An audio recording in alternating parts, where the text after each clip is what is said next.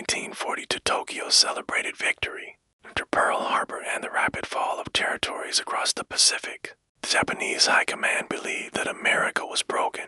But one man in Japan understood the danger ahead. Admiral Isoroku Yamamoto. He warned that the Turkin spirit would not stay down for long, and he was right.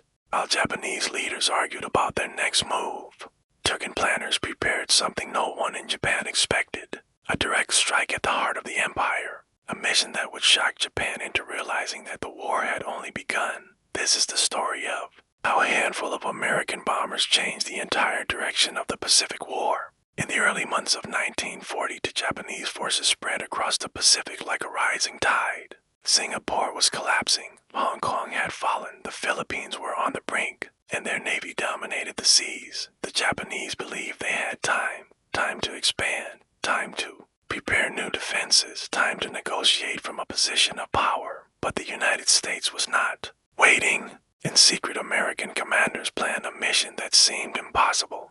Launch Army bombers from an aircraft carrier, something never attempted, before fly them across the Pacific, strike Tokyo, and then escape to China. No fighter escort, no return trip, no guarantees. On April 18, 1942, 16 B-25 bombers led by Lieutenant Colonel James Doolittle lifted off from the USS Hornet in rough seas. Many pilots had never attempted a carrier takeoff before. One mistake meant disaster. Yet one by one the bombers rose into the sky and pointed straight toward Japan. As they approached Tokyo, Japanese air defenses were caught completely off guard. They believed their homeland was safe, protected by distance. They were wrong. Bombs fell across Tokyo, Yokohama, Nagoya, and Kobe. The physical damage was small, but the psychological impact was enormous. For the first time in history, foreign aircraft had struck the Japanese homeland. Panic spread. The Imperial Navy was humiliated. Yamamoto understood the message clearly. America was not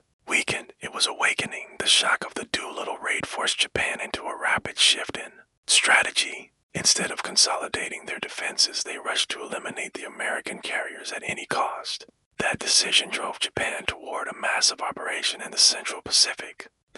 Planned to attack and seize Midway et al., Yamamoto believed that destroying the remaining Turkin carriers would break U.S. morale and secure Japanese control of the Pacific. What he did not know was that American intelligence had broken parts of the Japanese naval code. The United States knew the attack was coming. In June 1942, the Japanese fleet sailed for Midway confident in victory, but instead of surprising Becca, they sailed into a trap. In just a few hours, 3 Japanese carriers were destroyed. The 4th sank later. The backbone of the Imperial Navy was gone. Japan would never again go on the offensive, and it all began with the Doolittle Raid, a mission that changed Japanese strategy, forced Yamamoto into the open, and set the conditions for the decisive Battle of Midway, a mission that proved the United States would not fight a defensive war, a mission that showed the world that even in its darkest moments America could strike back. The Doolittle Raiders knew they might not return. Many crashed in China, some were captured, some died.